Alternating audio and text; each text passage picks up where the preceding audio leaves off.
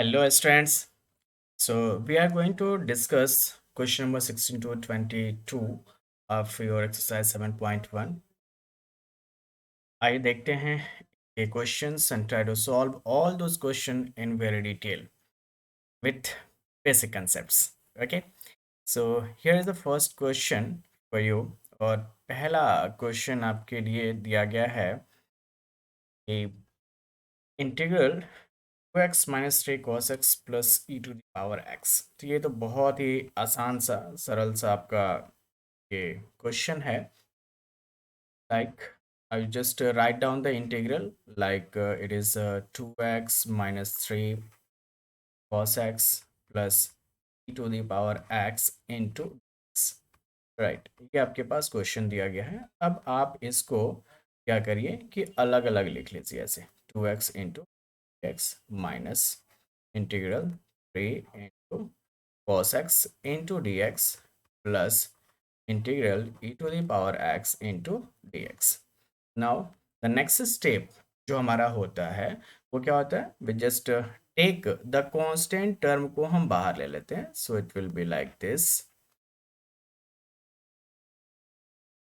cos x into d x plus e to the power x into d x. ये आपका हो गया। Now अब हमें इंटीग्रल करना है यहाँ पे किसका, x का। तो मैंने आपको बता रखा है, पहले भी बता रखा है कि x to the power n का अगर आपको इंटीग्रल करना होगा तो it will be equals to x to the power n plus one upon n plus one होता है। तो यहाँ पे जो क्वेश्चन में हमें है वो x की पावर कितना है, 1 है। So it will be x to the power 1 plus one upon 1 plus one, that is x square upon 2। तो इसका इंटीग्रल क्या हो जाएगा बच्चों, that will be x square upon 2 minus 3। Cos x का इंटीग्रल होता है आपका साइन एक्स, और e to the power x का integral e to the power x ही होता है। और चूंकि ये इनडेफिनिट इंटीग्रल है तो साथ में एक constant term that is c यहाँ पे आ जाएगा। नाउ दिस विल बी, ये 2 से 2 कट जाएगा तो यहाँ पे क्या बच गया बच्चों, x square minus 3 sine x plus e to the power x plus c आपका सोल्यूशन हो जाएगा। So this will be the solution for your question number 16. Hope you understand the basic concepts behind these problems. Okay, now move on to the next one. अगले question पे हम आते हैं। अगले question में आपको दिया गया है कि integral 2x square minus 3 sine x plus 5 root under x into.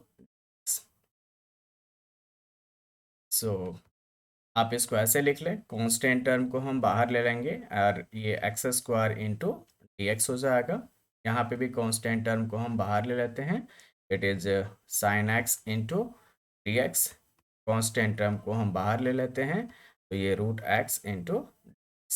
ठीक है, अब देखिए अभी हमने आपको बताया था जैसा x to the power n का इंटीग्रल के लिए, तो सिमिलरली आपका एक्स स्क्वायर का इंटीग्रल क्या हो जाएगा, x to the power 2 plus one divided by 2 plus one, that means x to the power 3 upon 3। तो आप यहाँ पे लिख लीजिए इसको कि this is x to the power 3 upon 3 minus 3। Sine x का इंटीग्रल क्या होता है बच्चों, आप यहाँ पे मुझे बताएं, आपकी तरफ से आना चाहिए इसका आंसर। साइन x का इंटीग्रल क्या होता है, okay, if you remember this is equals to minus of cos x। Okay, तो हम इसको लिख लेते हैं, this is minus of cos x plus 5। ये देखो ये रूट x है, root x into d x दिया हुआ है। तो रूट x को हम x की पावर 1/2 इंटू डी एक्स भी लिख सकते हैं। तो x की पावर 1/2 का मतलब क्या हो गया, x की power 1/2 plus 1 divided by 1/2 plus 1। तो ये हो जाएगा x की power 3/2 divided by 3/2। Right, hope ये आप लोगों को समझ में आ गया होगा। तो इसका इंटीग्रल आपका क्या हो गया, x की पावर 3/2 डिवाइडेड बाई 3/, चलिए अब इसको कॉन्स्टेंट्स वाले को एक साथ ले लीजिए, तो 2/3 इंटू एक्स क्यूब, ये माइनस माइनस प्लस हो जाएगा, सो it will B 3 cos x। Okay, और 2 यहाँ पे ऊपर चला जाएगा, लाइक अगर जैसे ये लिखा हुआ है 5/3/2, तो यहाँ पे ये हो जाता है, it becomes 2/3।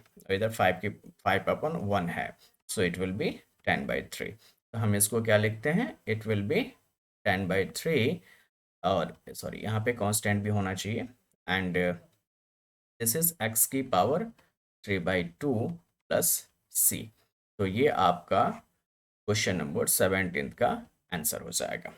Okay, this will be the answer of question number 17। ये जो x की पावर 3/2 है, आप इसको ऐसे भी लिख सकते हो कि दिस इज x की पावर 1 इंटू एक्स की पावर 1/2। दैट मीन्स x√x भी अगर आप लिख सकते हो। कई बार होता है कि आंसर में x√x दिया हुआ है, तो कई बच्चे कंफ्यूज हो जाते हैं कि शायद ये जो यहाँ पे सोल्यूशन आया है, जो आंसर आया है, वो गलत है ना। तो आप ध्यान रखिएगा कि हम लोग इसको इस तरह से भी लिख सकते हैं। ओके, चलिए नेक्स्ट क्वेश्चन पे आते हैं। नेक्स्ट क्वेश्चन देखिए, can you think over this question very for a short time, कि इसका इंटीग्रेशन अगर हमें करना है तो किस तरह से करेंगे, क्या हो सकता है इसका इंटीग्रेशन, है ना। इसका इंटीग्रेशन क्या हो सकता है, लेट्स सी कि आपके पास इंटीग्रल दिया हुआ है, ये बहुत एकदम डायरेक्ट क्वेश्चन है। ये आपको sec x into sec x plus tan x दिया हुआ है, sec x into tan x into dx। अब आपको करना क्या है कि जस्ट इसको मल्टीप्लाई कर लीजिए, दैट मीन्स कि ब्रैकेट ओपन कर लीजिए आप। तो ब्रैकेट ओपन करेंगे तो sec x into sec x क्या हो जाएगा, sec स्क्वायर x हो जाएगा, plus sec x into tan x, sec x into tan x into dx। अब आप इसको क्या करिए, दो फंक्शन में लिख लीजिए, लाइक इसको आप ऐसे लिख लीजिए कि sec square x into d x plus integral sec x into tan x into d x. बच्चों, अब ये आपको, अगर आपने इंटीग्रल का फॉर्मूला देखा हो, तो अब ये डायरेक्ट इंटीग्रल है ना। डायरेक्ट इनका फॉर्मूला होता है इंटीग्रल का, जैसे सेक स्क्वायर एक्स का आपका डायरेक्ट फॉर्मूला क्या हो जाएगा, दैट इज tan x। ये आप अपनी बुक में, किसी भी बुक में, जो भी आप बुक रेफर करते हैं, उस बुक में देखिएगा कि सेक स्क्वायर एक्स का इंटीग्रल क्या है, that is a direct formula है ये tan x। और sec x into tan x का इंटीग्रल बच्चों हो जाता है आपका sec x। Okay, and plus c, that's your answer. बस इतना छोटा सा ये सवाल था। कई बार देखने में लगता है कि कैसे होगा, तो ये कुछ इस तरीके से होगा। और इसके लिए हमें ज़रूरी है कि क्या पता होना चाहिए, फॉर्मूलेस पता होना चाहिए। अगर मुझे फार्मूला सपोज करो कि मुझे नहीं पता होता, तो मैं सेक स्क्वायर एक्स यहाँ पे लाने की कोशिश क्यों करता, है ना। अगर आपको फार्मूला पता है कि हाँ सेक स्क्वायर एक्स का इंटीग्रल tan x होता है, that's why we going to multiply and got the result. Okay, in case of any doubt, like अभी भी आपको लगता है कि कहीं पे डाउट है, you can schedule live session with me. I will try to make you understand all the things in different manner as well, है ना। अलग तरीके से भी मैं आपको बताने की कोशिश करूंगा, अगर अभी भी कोई डाउट है, कंफ्यूजन है तो। चलिए नेक्स्ट क्वेश्चन की तरफ चलते हैं, that is question number 19। Question number 19 देखिए आपका क्या है, दिस इज, इसमें थोड़ा सा ट्रिगोनोमेट्री हम यूज करने वाले हैं। This is sec square x upon cosec square x into d x. देखो बच्चों, सेक स्क्वायर एक्स को हम लिख सकते हैं 1 upon cos square x divided by, cosec square x को लिख सकते हैं 1 upon sine square x into. थोड़ा सा ये इंटीग्रल को मैं और सही तरीके से लिख दूं, ताकि देखने में सही लगे ना। ये ये हो गया आपका इंटीग्रल। अब आप इसको कैसे लिखोगे? This will be 1 upon cos square x into क्या हो जाएगा? This will be sign square x by 1 into x. That means it becomes sin square x upon cos square x. Sin square x upon cos square x into x. बच्चों ये क्या होता है? अगर trigonometry अगर आपने ध्यान दिया होगा तो sine square x upon tan square x क्या होता है? That is equals to sorry sine square x upon cos square x is equals to tan square x. Now अब ये टेन स्क्वायर एक्स आपका आ गया। अब एक फार्मूला याद करो, आपने पढ़ा होगा कि sec square x minus tan square x equals to 1 होता है। ठीक है, अगर हम यहाँ से टेन स्क्वायर एक्स का वैल्यू निकालें तो it will be sec square x minus 1 होता है। ये मैं क्यों कर रहा हूँ? सबसे पहला चीज़ ये हमें होना चाहिए कि why I am doing so.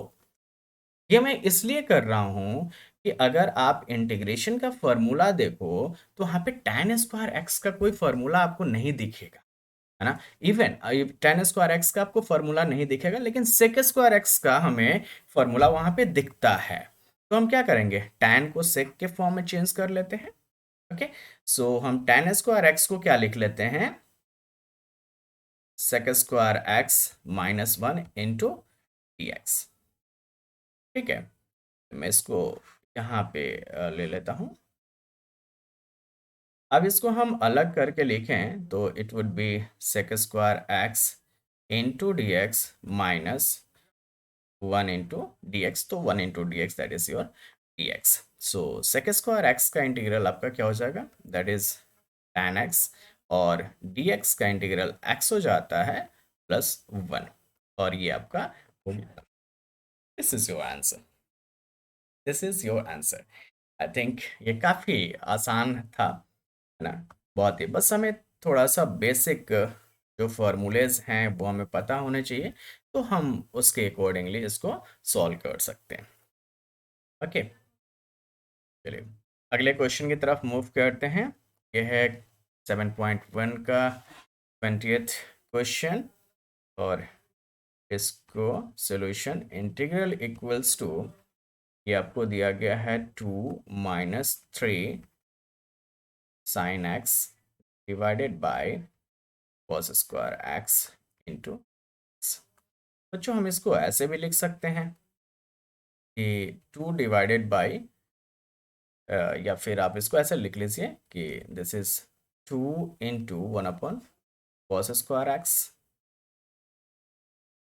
Minus 3 into sine x upon cos square x. ठीक है, आप ऐसे लिख सकते हैं इसको।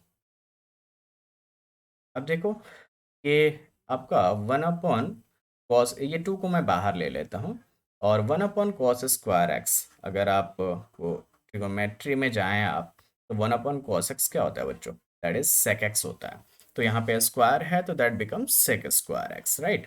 तो ये आपका क्या हो गया? This is your sec square x minus में 3 को सॉरी यहाँ पे डी एक्स भी होगा साथ में, sec square x into d x minus 3, और इंटीग्रल ये sine x upon cos square x दिया हुआ है। मैं इसको ऐसे लिख सकता हूँ, sine x upon cos x into 1 upon cos x, है ना। ऐसे लिख लेता हूँ। Now it becomes sine x by cos x क्या होता है बच्चों?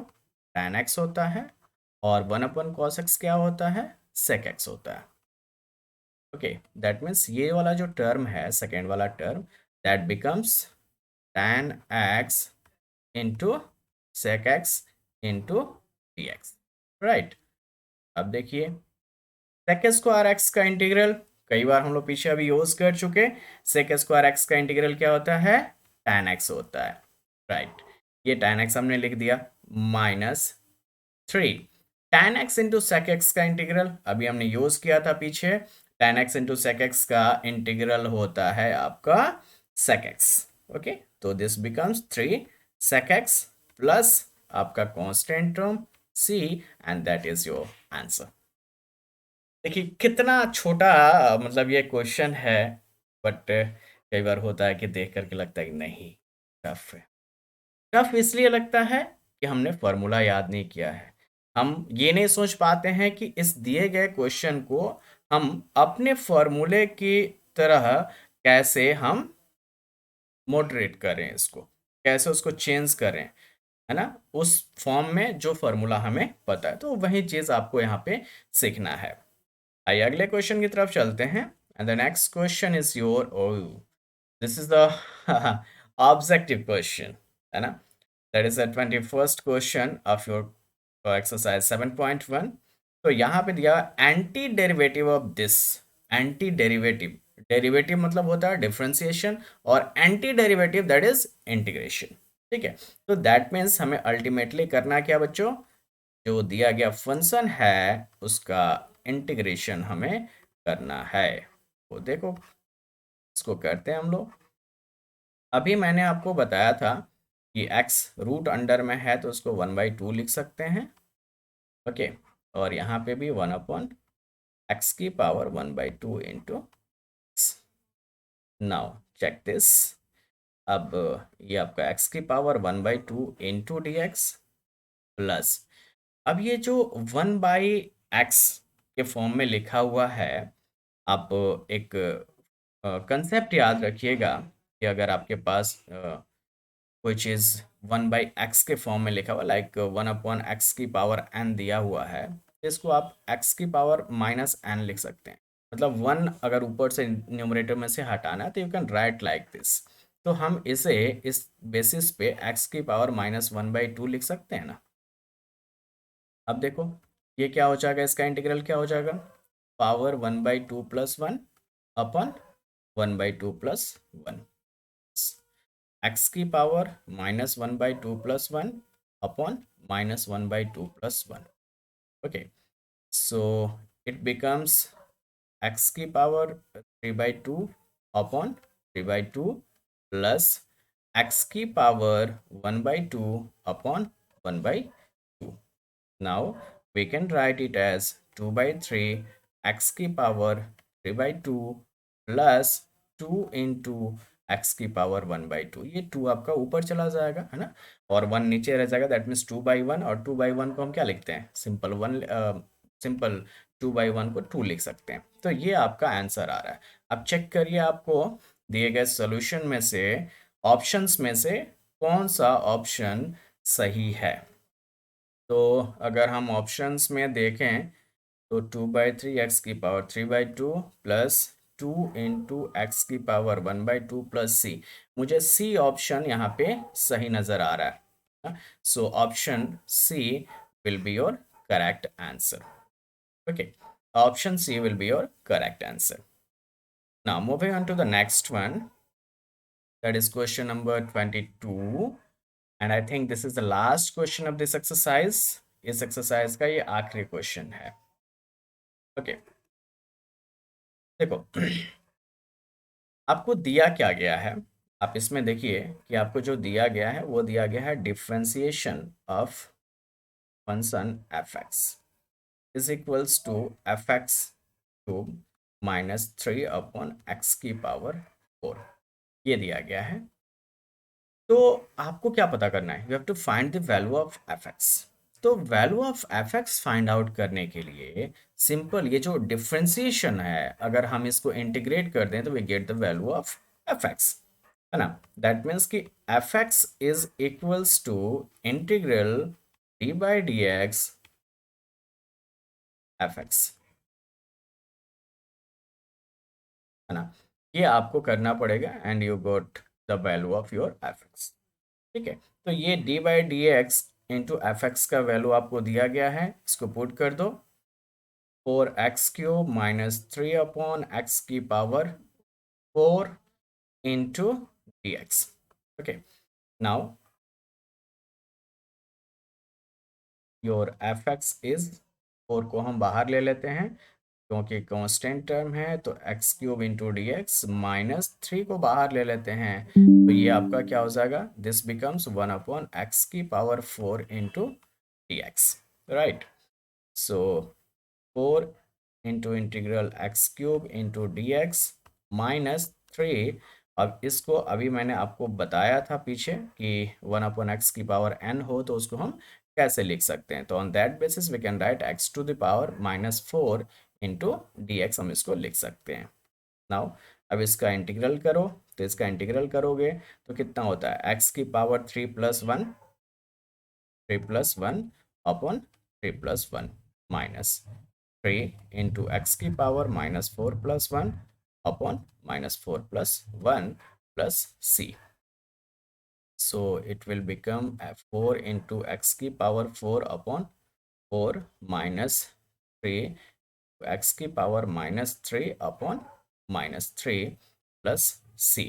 ठीक है बच्चों, तो ये माइनस माइनस तो मिल करके प्लस हो जाएगा यहाँ पे, और ये 3 और 3 कैंसिल, इधर 4 और 4 कैंसिल हो जाएगा।